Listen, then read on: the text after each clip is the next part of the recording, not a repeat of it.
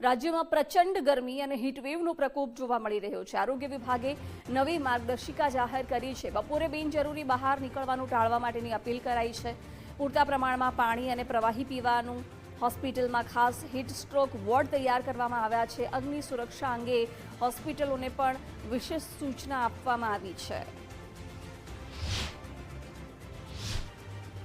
તો હિસ્ટ્રોકની શક્યતાઓ ભારે ગરમીમાં વધારે રહેતી હોય છે। અચાનક ચક્કર આવવા અથવા માથું દુખવું, ખૂબ તરસ લાગવી અને બેચેની થવી, શરીરનું અચાનક તાપમાન વધવું અને બેભાન થઈ જવું, ચામડી લાલ થવી અને ખૂબ પરસેવો થવો, ઉબકા આવવા અથવા સ્નાયુઓમાં ખેંચાણ થવું આ હિસ્ટ્રોકના લક્ષણો છે। ત્યારે બચવાની વાત કરીએ તો રાજ્યભરમાં હીટ હેલ્થ એક્શન પ્લાન પણ અમલી બન્યો છે। હીટ સ્ટ્રોકના કેસોનું દૈનિક ધોરણે સઘન મોનિટરિંગ થઈ રહ્યું છે। ત્યારે દર્દીઓ માટે દવાઓ અને ઓઆરએસનો સ્ટોક રાખવામાં આવ્યો છે। જિલ્લા હોસ્પિટલોમાં 5 બેડના સ્પેશિયલ રૂમ તૈયાર કરાયા છે। સામૂહિક આરોગ્ય કેન્દ્રમાં 2 બેડની સુવિધા રખાઈ છે।